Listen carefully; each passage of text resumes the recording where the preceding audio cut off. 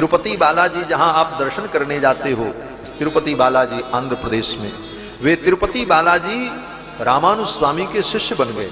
यह भी कथा है। पहले उनको वहां के लोग कार्तिकेय समझते थे, तेल चढ़ाते थे, शिव जी के पुत्र कार्तिकेय समझकर उनकी पूजा लोग करते थे। तो एक दिन भगवान तिरुपति बालाजी ने रामानुज स्वामी को स्वप्न दिया कि मैं यहां पर्वत पर विराजमान हूं, यहां के लोग मुझको कार्तिकेय समझ करके, अय्यप्पा स्वामी समझकर मुझको तेल चढ़ाते हैं, आप आओ और आकर के मेरा उद्धार करो, वैष्णव विधि से मेरी पूजा करो। तो रामानुज स्वामी 1000 सन्यासियों को, वैष्णवों को लेकर के वहां पधारे, राजा को बुलाया, शास्त्रार्थ हुआ। राजा ने कहा कैसे निर्णय होगा? जो कार्तिकेय स्वामी के उपासक थे उन लोगों ने कहा नहीं, ये तो कार्तिकेय हैं। वैष्णवों ने कहा ये भगवान नारायण का विग्रह है, लेकिन विग्रह में कोई चिन्ह नहीं था। तिरुपति बालाजी जो भगवान है ना, उनके विग्रह में ऊपर शंख चक्र तो दिखता है, लेकिन वो शंख चक्र ऊपर से लगता है, उनके निजी विग्रह में कोई वो चिन्ह नहीं है। ऊपर की दोनों भुजाएं ऐसे हैं और नीचे की भुजाएं ऐसे हैं, चतुर्भुज रूप है, ये 4 मुद्रा। तो चिन्ह कोई नहीं, न शंख न चक्र न धनुष न बाण न त्रिशूल न डमरू। तो उनको क्या समझा जाए, वो नारायण है कि कार्तिकेय हैं कि विष्णु हैं? तो राजा ने कहा इसका निर्णय कैसे होगा?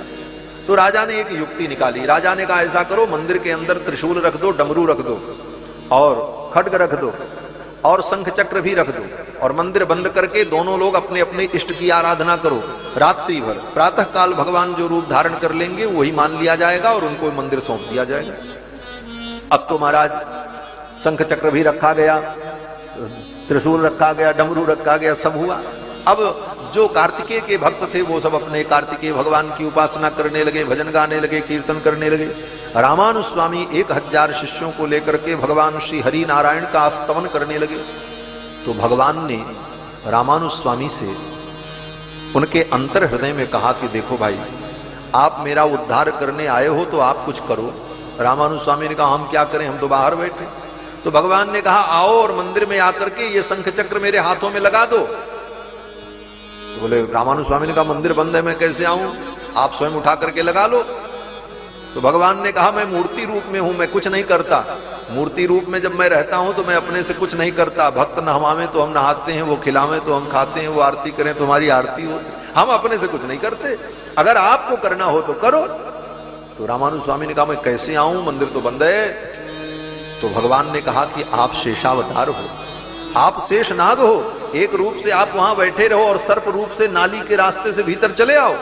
तो रामानुज स्वामी एक रूप से तो बाहर बैठे थे सभा में, और दूसरे रूप से नाली के माध्यम से सर्प का रूप धारण करके मंदिर के अंदर गए और जाकर के उन शंख चक्रों को उठा करके भगवान की भुजा में धारण करा दिया। भगवान की भुजा में जब धारण करा दिया तो भगवान ने कहा स्वामी जी आपने मेरी भुजाओं में शंख चक्र लगाया है, जो शंख चक्र लगाता है वो तो गुरु होता है, तो मैं तो आपको गुरु मानता हूं। तो भगवान ने रामानुज स्वामी को गुरु मान लिया। तो भगवान के आचार्य रामानुज हो गए। तो रामानुज स्वामी भी बड़े चतुर, भक्त तो बड़े चतुर होते। तो रामानुज स्वामी ने कहा प्रभु जब आपने हमको गुरु मान लिया तो एक काम और करिए। बोले क्या? बोले गुरु दक्षिणा दीजिए।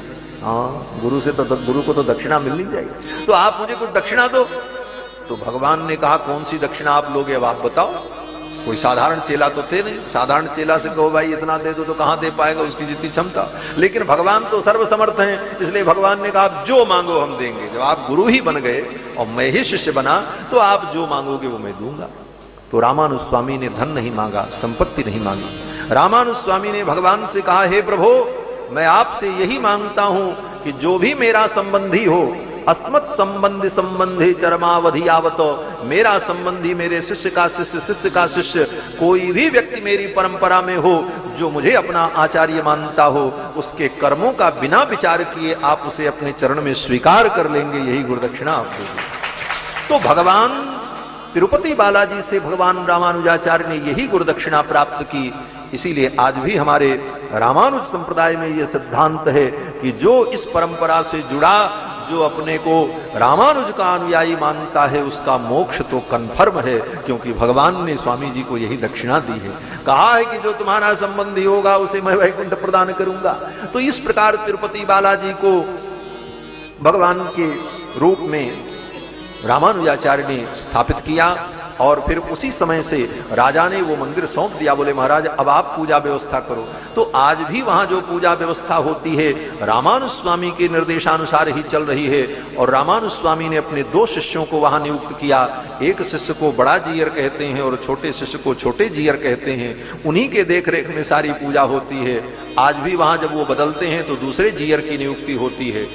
और वहां जब भगवान की सवारी निकलती है ब्रह्मोत्सव में तिरुपति बालाजी की, तो दोनों जीयर आगे आगे चलते हैं त्रिदंड लेकर के। वो रामानुज स्वामी के प्रतिनिधि आज भी नियुक्त किए जाते हैं और उन्हीं के दिशा निर्देश में सारे नियमों से भगवान की सेवा और पूजा होती है।